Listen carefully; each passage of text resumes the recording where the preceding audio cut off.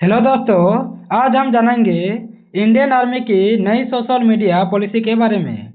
तो पहले हम इंट्रोडक्शन जान लेते हैं कि सोशल मीडिया और राष्ट्रीय सुरक्षा का संघर्ष कैसा रहा है।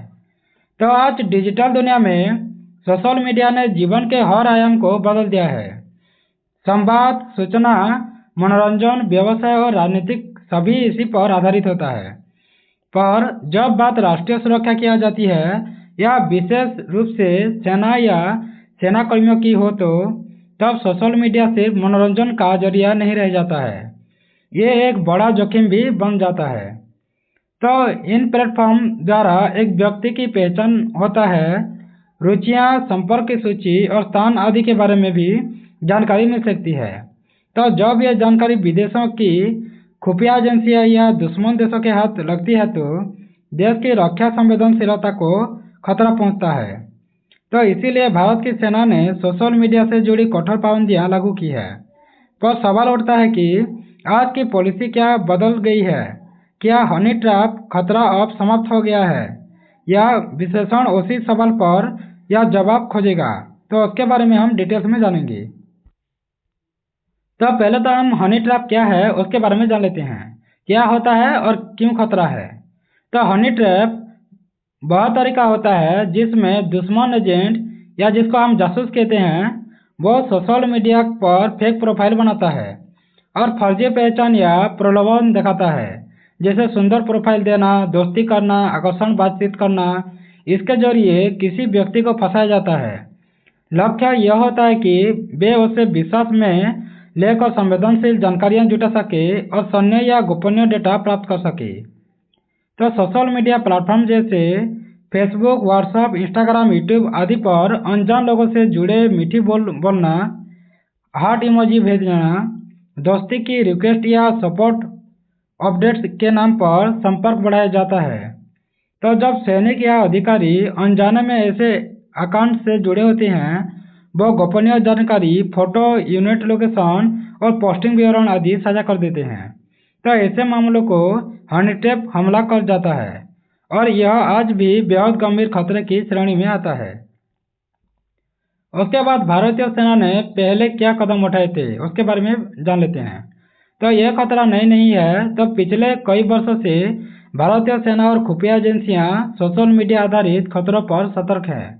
तो पहले 2020 में इंडियन आर्मी ने लगभग 89 सोशल मीडिया ऐप्स को सेना कर्मियों के लिए प्रतिबंधित कर दिया था, जिसमें फेसबुक, इंस्टाग्राम, टिकटॉक और कुछ अन्य लोकप्रिय ऐप्स भी शामिल थे। तो इसके अलावा सोशल मीडिया पर फर्जी प्रोफाइल से सेना के अधिकारियों को टारगेट भी किया जाने लगा। तो चेतावनियां भी जारी की गई थी। जैसे उदाहरण की बात करें तो सेना ने 150 से अधिक फेक प्रोफाइल की पहचान के बारे में चेतावनी दी थी, जो सेना कर्मियों को निशाना बना रहे थे। ऐसे मामलों में कुछ सैनिकों को हनी ट्रैप के कारण संवेदनशील जानकारी साझा करने पर गिरफ्तार भी किया गया था। इन कारणों से सेना ने सोशल मीडिया पर कड़े प्रतिबंध लगाना शुरू कर दिया ताकि ऑपरेशन सुरक्षा, व्यक्ति और राष्ट्रीय डेटा सुरक्षित रह सके। उसके बाद नया अपडेट क्या है, क्या सोशल मीडिया बैन अब खत्म हुआ है? तो उसके बारे में जान लेते हैं। तो हाल ही में 25 दिसंबर 2025 को इंडियन आर्मी ने अपनी सोशल मीडिया नीति में बड़ा बदलाव किया है और इसे काफ़ी हल्का कर दिया गया है। तो नए पॉलिसी के मुख्य बिंदु क्या क्या होंगे? तो पहले तो सैनिक अब कुछ सोशल मीडिया प्लेटफॉर्म को देख सकते हैं, लेकिन कोई टिप्पणी, पोस्ट, एक्टिव शेयरिंग या संदेश भेजना नहीं कर सकते हैं। ये सब नहीं कर सकते हैं। जैसे इंस्टाग्राम, एक्स, यूट्यूब, क्यूरोप और केवल पैसिव पार्टिसिपेशन यानी देखने के लिए ही अनुमति दी गई है। लिंक्डइन को केवल क्रेडेंशियल्स या प्रोफाइल जानकारी हेतु उपयोग करने की अनुमति दिया गया है। तो व्हाट्सएप और जैसे कुछ मैसेजिंग ऐप्स पर भी सामान्य बातचीत की अनुमति केवल दोस्तों और परिवार तक ही सीमित रखा है। तभी भी गोपनीय जानकारी साझा नहीं की जानी चाहिए। तो ये भी कहा गया है अपने परिवार के साथ भी गोपनीय जानकारी साझा नहीं करना चाहिए। तो इसका मतलब यह है कि बिल्कुल नहीं है कि सामाजिक मीडिया का खतरा समाप्त हो गया है, बल्कि यह एक संतुलन की कोशिश हो रहा है ताकि सैनिक घर परिवार से जुड़े रह सके और जानकारी प्राप्त कर सके पर कोई संवेदनशील जानकारी लीक न हो पाए, इसके लिए ये कदम लिया गया है।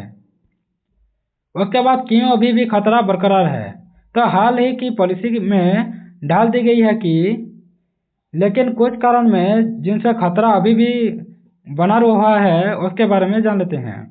जैसे फर्जी प्रोफाइल आज भी सक्रिय है, तो दुश्मन एजेंसियां जैसे ISI या अन्य खुफिया नेटवर्क आज भी फर्जी सोशल मीडिया अकाउंट्स के जरिए सैनिकों को टारगेट करते हैं। कभी कभी ये प्रोफाइल कम समय में बहुत वास्तविक दिखते हैं और सैनिक जाने अनजाने में उनके जवाब साझा कर देते हैं। उसके बाद व्यक्तिगत जानकारियां संवेदनशील बन सकती है, तो कभी कभी लोग अनजाने में छोटी छोटी जानकारी साझा कर देते हैं, जैसे पोस्टिंग का स्थान, फोटो, यूनिफॉर्म के साथ तस्वीर भी। तो ऐसे चीज़ों भी दुश्मन के लिए महत्वपूर्ण रह गया है। उसके बाद खतरा सिर्फ टेक्नोलॉजी से नहीं होगा बल्कि मानव गलती से भी होता है। जैसे सोशल मीडिया पर ज़्यादा खुलेपन के कारण कभी कभी सैनिक, अधिकारी या परिवार के सदस्यों को डेटा शेयर कर देते हैं, जो ऑपरेशन सेंसिटिविटी को खतरे में डाल सकते हैं। उसके बाद साइबर हमले और मेलवेयर खतरे भी होता है। कुछ फर्जी लिंक और मेलवेयर भी सोशल मीडिया के जरिए भेजे जाते हैं, जो फ़ोन में संदेश में फोटो और लोकेशन एक्सेस करने की कोशिश करते हैं। इन कारणों से खतरा आज भी बना हुआ है। केवल बैन हटाना नहीं बल्कि जागरूकता भी जरूरी होगा। उसके बाद हनी ट्रैप खतरे को लेकर क्या उपाय होता है, यानी रोकने के उपाय के बारे में जानेंगे। तो क्योंकि खतरा अभी भी विद्यमान है, इसीलिए सेना और सरकार ने कुछ विशेष कदम भी उठाए हैं।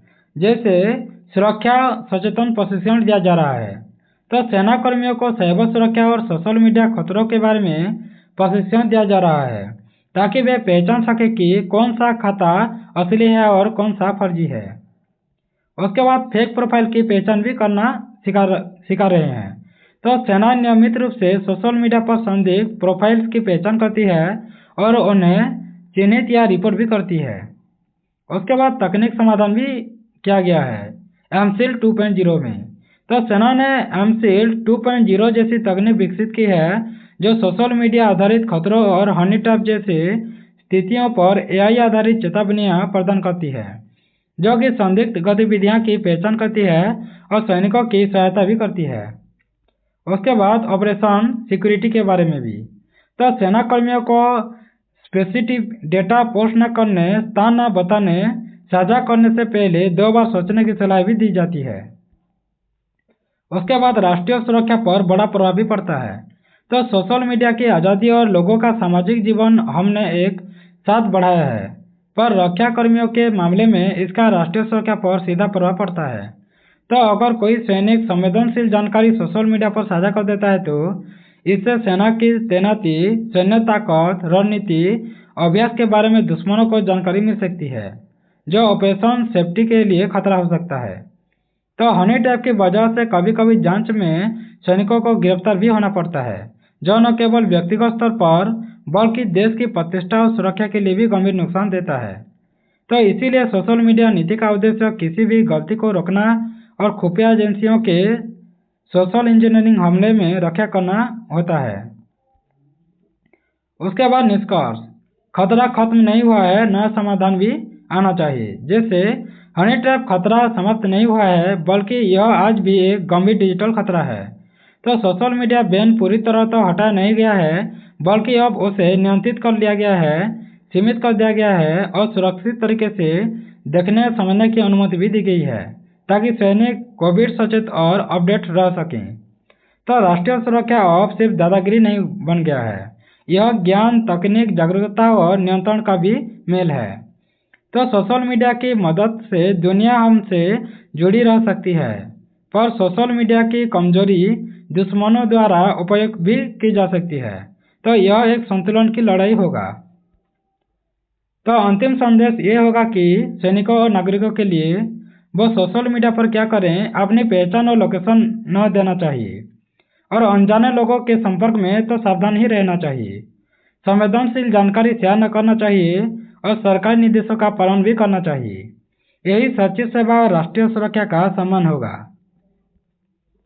Thanks for watching. अगर ऐसे वीडियो आपको अच्छा लगता है तो सब्सक्राइब कर दें, बेल आइकन दबा दें, लाइक करें, अपने दोस्तों के साथ शेयर करें और वीडियो कैसा लगा कमेंट बॉक्स में ज़रूर कमेंट करें। धन्यवाद।